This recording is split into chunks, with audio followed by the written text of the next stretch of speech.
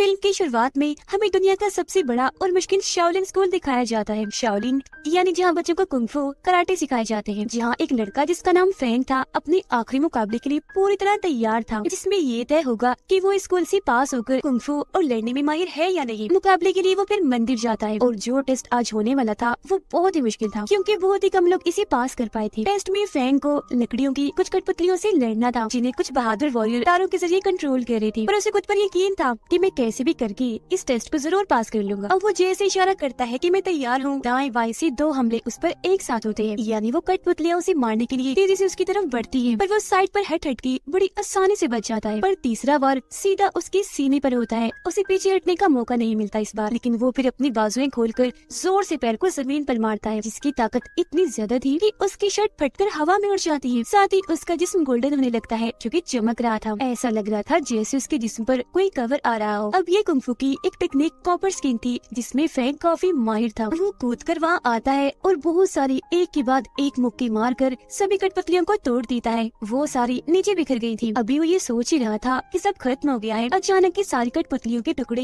एक साथ जुट जाते हैं और अब वो एक काफी बड़ी कठपुतली बन गई थी, जिसकी आगे फेंग छोटा सा लग रहा था। उसे देख फेंग को समझ लग जाती है कि इसे पहले की तरह हराया नहीं जा सकता। मैं जितनी भी ताकत लगाऊंगा कुछ नहीं होगा। इसीलिए वो चलकर उस कठपुतली पर से कूद कर उन सभी तारों को पकड़ लेता है, जिससे वॉरियर्स उसे कंट्रोल कर रहे थे। ऐसा होते ही सारे वॉरियर्स नीचे गिर जाते हैं और उनकी तारों की पकड़ जैसे खत्म होती है, कठपुतली टूटकर कई टुकड़ों में बिखर जाती है। और यहाँ फेंग इस टेस्ट को जीतकर जबरदस्त कुंफू का माहिर बनकर निकलता है। इसके बाद हम एक ऑफिसर को देखते हैं जो बहुत बड़ा बेईमान था, क्योंकि उसने गवर्नमेंट के खजाने से बहुत सारे पैसे अपने मकसद के लिए चोरी किए थे। इतने सारे पैसे आज तक की सबसे बड़ी चोरी थी, पर वो ये नहीं चाहता था कि किसी को भी इस बारे में पता चले, तो इसीलिए उसने अपने एक साथी को मरवा दिया, क्योंकि वो भी इस चोरी में साथ था। और अब ऑफिसर को उस कागज की तलाश थी जिसमें इस चोरी की सारी जानकारी थी, जिसे ऑफिसर के साथी ने बनाया था और अब कहीं उसे छुपा कर रखा हुआ था। उधर फेंग गांव आकर अपने बचपन के दोस्त से मिलता है। उनकी एक और दोस्त भी थी जिसका नाम रोंग था। अब ये दोनों जब रोंग से मिलने जा रही थी तो रास्ते में एक फाइटर को देखते हैं, जो काफी लंबा चौड़ा बहादुर आदमी, लड़ने में काफी माहिर था। वो एक आदमी को मार रहा होता है। उस आदमी को बचाने के लिए फेंग उस पर हमला कर देता है, पर वो इतना ताकतवर था कि एक ही मुक्की से फेंग को दूर करता है और वो गोल गोल घूमकर जोर से नीचे गिरता है, जिससे वो समझ गया था कि ये फाइटर कोई आम तो नहीं है, बल्कि इसे हराना काफी मुश्किल है। ये फाइटर दरअसल ऑफिसर के लिए ही काम करता था। अब फाइटर जिस काम के लिए यहाँ आया था,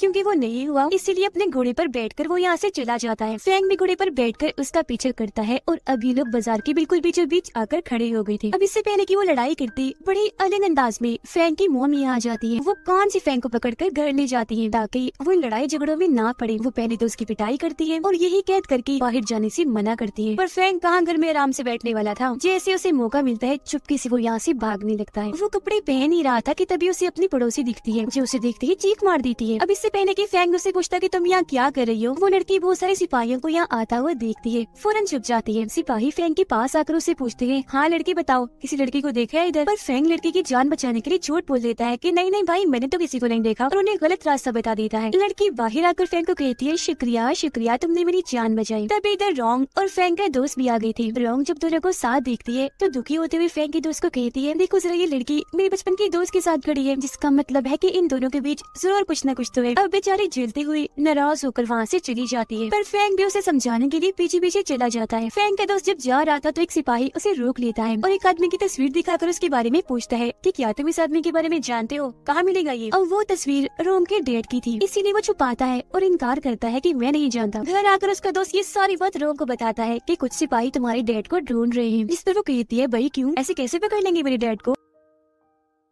जैसे उसका दोस्त यहाँ से जाता है, रोंग एक बॉक्स निकालती है जिसके अंदर वही कागज था जिसमें चोरी की जानकारी थी और ऑफिसर को जिसकी तलाश थी। तो यहाँ हमें पता चलता है कि रोंग के डैडी असल में इस कागज की रखवाली थी और अब वो इकलौते इंसान है जो इस कागज के जरिए ऑफिसर को सजा दिलवा सकते हैं। यही वजह है कि सिपाही उन्हें ढूंढ रहे थे। अगले दिन फेंग रोंग के घर आते हैं, जहाँ इन्हें फेंग का दोस्त बताता है कि रोंग तो घर में है ही नहीं, वो गायब है और मेरा ख्याल है उसे बिजनेसमैन ने अगवा कर लिया है, क्योंकि कल उसके लोग रोंग के डैड को ढूंढ रहे थे। ये जानने के बाद फेंग फौरन बिजनेसमैन को ढूंढने के लिए निकल पड़ता है जो शहर में लोगों से लड़ रहा था। फैंग वहाँ वॉरियर की स्टाइल में आकर बिजनेसमैन से पूछता है, बताओ मेरी दोस्त रॉन्ग कहाँ है? जिस पर वो जवाब देता है, भला मुझे क्या पता तुम्हारी दोस्त का, अपनी दोस्त को संभाल के रखना था ना पहले। इसी बात की वजह से दोनों के बीच लड़ाई शुरू हो गई थी, पर फैंग ने अपने कुंग फू स्टाइल में बड़ी आराम से उसे मार मार के हरा दिया। पर फैंग को हैरत तो तब होती है जब बिजनेसमैन हंसकर अपनी हार कबूल करता है। कहता है, अच्छा बस बस लड़के, मैं हार मान गया हूँ तुमसे और अब तुम ही मेरे दामाद बनोगे, क्योंकि मैं अपनी बेटी के लिए रिश्ता ढूंढ रहा था और मेरी शर्त थी कि मैं उसी लड़के से अपनी बेटी की शादी करूंगा जो मुझे लड़ाई में हरा देगा, और आज वो काम तुमने कर दिया। इस बात से बिजनेसमैन खुश था और सारे लोग उसे मुबारकबाद देने लगते हैं। उसकी ये बातें सुनकर फैंग को समझ लग जाती है कि सच में रॉन्ग के बारे में कुछ नहीं जानता, लेकिन अगर मैं कुछ देर और यहाँ रुका तो ये जबरदस्ती अपनी बेटी की शादी मुझसे करवा देगा। तो वो जल्दी से यहाँ से भाग जाता है। फैंग जब घर पहुँचता है तो वहाँ रॉन्ग वापिस आ गई थी, जो कहती है कि मैं तो कभी अगवा हुई ही नहीं थी, बल्कि अपनी मर्जी से गई थी, और अब तुम दोनों कोई ड्रामे नहीं करोगी, मुझे तुम्हारी कोई बात नहीं सुननी। मैं जानती हूँ कि सचमुच तुम्हारा चक्कर है। अब इनकी ऐसे गुजर रही थी, कभी कोई नाराज तो कभी कोई। घर वापस जाते वक्त बिजनेसमैन के आदमी फैंग और पड़ोसी लड़की को घेर लेते हैं। बिजनेसमैन आकर लड़की से पूछता है कि मेरी बेटी इतने दिन से कहाँ गायब थी। जो सुनकर फैंग को पता चलता है कि असल में ये पड़ोसी बिजनेसमैन की बेटी है और इसके लिए ही वो रिश्ता ढूंढ रहा था। अब वो यहाँ ये सच भी बता देता है कि मेरे आदमी रॉन्ग के डैड को इसलिए ढूंढ रहे थे क्योंकि ऑफिसर ने ऐसा करने को कहा था, क्योंकि बिजनेसमैन ऑफिसर का आदमी था। ये सुनकर फैंग को एहसास होता है कि जरूर रॉन्ग की जान को खतरा है, तो फौरन उसे बचाने के लिए निकल जाता है, पर काफी देर हो गई थी क्योंकि पेन ही रॉन्ग और उसके डैड को ढूंढकर पकड़ लिया था। ऑफिसर का सिपाही रॉन्ग के डैड से वो कागज मांगता है, पर जब वो देने से इनकार करते हैं तो सिपाही कहता है कि अगर तुमने ना दिया तो मैं तुम्हारी बेटी को मार दूंगा। लेकिन फिर भी उसके डैड हार नहीं मानते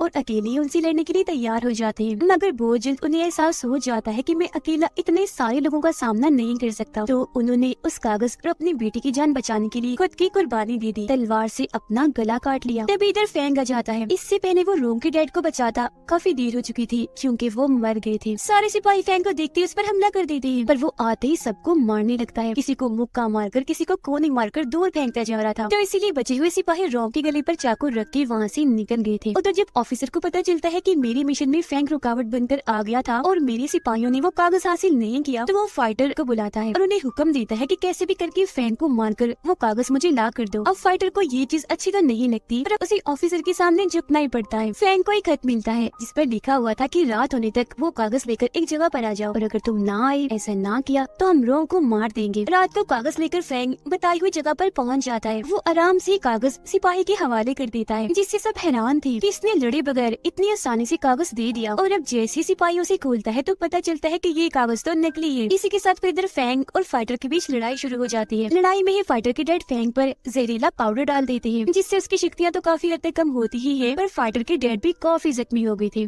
फाइटर का ध्यान अपने जख्मी बाप पर था, तो उन्हें वो यहाँ से ले जाता है। और अब जैसे ही सिपाही खुद फैंग को मारने के लिए आगे बढ़ता है, तो तभी इधर उसकी मोम और बिजनेसमैन आकर उसे बचा लेते हैं। घर लाकर फैंग को जड़ी बूटियों वाले पानी से नहलाया जाता है ताकि जहर का असर खत्म हो जाए। सिपाही फाइटर और उसके डैड को कहता है कि मैं तुम्हें जान बचाने के लिए आखिरी मौका देता हूँ, जाओ और जाके फैंग को मार दो, वो कागज लेकर आओ, वरना हम तुम्हें मार देंगे। अब कोई रास्ता ना होने पर फाइटर अपने डैड को वही छोड़कर फैंग को मारने के लिए निकल जाता है। फैंग बिल्कुल ठीक हो गया था और अब वो उस पुतले को देखने लगता है जो रॉन्ग ने उसे दिया था। वो जैसे बटन को दबाता है, पुतला खुल जाता है और उसमें से वो कागज निकलता है, जिससे ये लोग समझ जाते हैं कि ये कागज देकर हम रॉन्ग को बचा देंगे। पर मुसीबत, ऐसी ऑफिसर को सजा नहीं मिल पाएगी। फैंग को फिर फाइटर का खत मिलता है, इसीलिए वो फौरन यहाँ से निकल जाता है। जब एक दूसरे के आमने सामने आते हैं तो इनकी लड़ाई होने लगती है। फाइटर को सिपाही से धमकी मिली थी, इसीलिए वो खूब ताकत लगाकर फैंग से लड़ता है, पर उसे हरा नहीं पाता। लेकिन फैंग भी उसे यहाँ मारता नहीं, जिंदा छोड़ देता है। घर आकर फाइटर देखता है कि मेरे डैड मर गए हैं, तो वो काफी दुखी होकर रोने लगता है। उधर फैंग का दोस्त ऑफिसर के घर के बाहर पहुँचता है और कहता है कि मेरी दोस्त रॉन्ग को छोड़ दो, बदले में मैं तुम्हें वो कागज दे देता हूँ। उसकी इस बात पर जख्मी रॉन्ग को लाया जाता है। उसके चेहरे और कपड़ों पर खून लगा हुआ था, जिससे साबित होता है कि उस पर काफी जुल्म किया गया है। उसका दोस्त अब जैसे कागज देता है कि बीच में फैंग आकर टांग मार देता है और ये सब होने से रोक लेता है। तभी इधर फैंग की मोम और बिजनेसमैन भी आ गए थे और ये सारे लोग एक होकर ऑफिसर के साथियों से लड़ने के लिए तैयार थे। और अब आखिरकार ऑफिसर के यहाँ आते ही उसकी फैंग से लड़ाई होने लगती है। ऑफिसर कुंग फू के सबसे खतरनाक लेवल का माहिर था और आज पहली बार फैंग को ये एहसास होता है कि मेरी टक्कर बहुत ही ताकतवर आदमी से हुई है। वो एक जोरदार मुक्का जैसे फैंग को मारता है, उसका इतना मजबूत कॉपर स्किन भी टिक नहीं पाता, टूट जाता है। फैंग जख्मी हो गया था, उसके मुंह से खून आने लगता है। उसे कमजोर पाकर ऑफिसर जैसे तलवार का टुकड़ा उसकी तरफ फेंकता है कि तभी सामने रॉन्ग आ जाती है, जिससे तलवार का टुकड़ा उसके दिल के आर पार हो जाता है। बेचारी बच नहीं सिपाही फैंग को बचाते बचाते खुद मारी जाती है। ये देखकर फैंग की दोस्त को बहुत गुस्सा आता है और अब जैसे वो ऑफिसर को मारने के लिए जाता है कि तभी ऑफिसर उसे भी जोरदार मुक्का मारकर दूर फेंक देता है। उस बेचारे की भी मौत हो जाती है। फैंग की मोम और बिजनेसमैन को भी बंदी बना लिया जाता है और तभी इधर फाइटर आकर ऑफिसर को मारने लगता है क्योंकि उसकी वजह से ही फाइटर के डैड की मौत हुई थी। यहाँ बिजनेसमैन उसे समझाते हैं कि जल्दी से कागज लेकर यहाँ से भाग जाओ, तब वो ना चाहते हुए भी कागज लेकर वहाँ से भाग जाता है। फाइटर बड़ी बहादुरी से ऑफिसर से लड़ता है पर उसके हाथों से ही मारा जाता है। अगले दिन ऑफिसर ने फैंग की मॉम और बिजनेसमैन पर इल्जाम लगाकर उन्हें फांसी देने का फैसला किया। जहाँ उन दोनों की फांसी देखने के लिए शहर के बहुत सारे लोग इकट्ठा हो गए और अब फैंग के पास कागज को सबके सामने लाने के अलावा और कोई रास्ता नहीं था। वो फांसी वाली जगह पर जाकर बताता है कि ऑफिसर ने सरकार के खजाने से बहुत सारा पैसा चुराया, इससे पहले भी इसने बहुत सारे गलत काम किए, देखो इसके खिलाफ मेरे पास सबूत भी है। उसकी ये बात सुनकर सब ऑफिसर के खिलाफ नारेबाजी करने लगते हैं। ये देखकर ऑफिसर को बहुत गुस्सा आ गया था क्योंकि अगर राजा को उसकी चोरी के बारे में पता चल गया तो वो उसे फांसी की सजा दे देंगे। तो वो अपने सिपाहियों को बेड पर हमला करने के लिए कहता है, लेकिन तभी इधर बिजनेसमैन के सिपाही भी आ जाते हैं और अब इन दोनों ग्रुप्स के बीच काफी बड़ी लड़ाई छिड़ जाती है। इधर दूसरी तरफ फैंग और ऑफिसर एक बार फिर आमने सामने आ गए थे और लड़ने लगते हैं, लेकिन इस बार फैंग ने अपनी ताकत के साथ साथ दिमाग का भी इस्तेमाल किया। वो जैसे एक रस्सी खींचता है, बड़ी सी लकड़ी सीधा जाके ऑफिसर के सीने पर लगती है जिससे वो जख्मी हो गया था। उसे कमजोर पड़ता देखकर फैंग ने एक के बाद एक उस पर मुक्कों की बारिश कर दी और आखिर में कॉपर स्किन वाला मुक्का जैसे उसे मारा वो काफी दूर जाके गिरता है जिससे अधमरा हो गया था। बाहर ऑफिसर के सिपाही भी हार गए। तभी इधर राजा अपनी पूरी फौज के साथ आ जाते हैं। फैंग उन्हें वो कागज दिखाता है और ये बात साबित हो जाती है कि उसने खजाने की चोरी की थी, जिस पर राजा ऑफिसर को कैद करवा देते हैं फांसी देने के लिए। अपनी इस जीत से सारे लोग काफी खुश थे। यह पड़ोसी लड़की फैंग के काफी पास खड़ी थी और गले से लग जाती है, जिससे हम समझ पाते हैं कि फैंग भी उसी पसंद करने लगा था। और इसी के साथ ये शानदार कहानी इधर ही खत्म हो जाती है।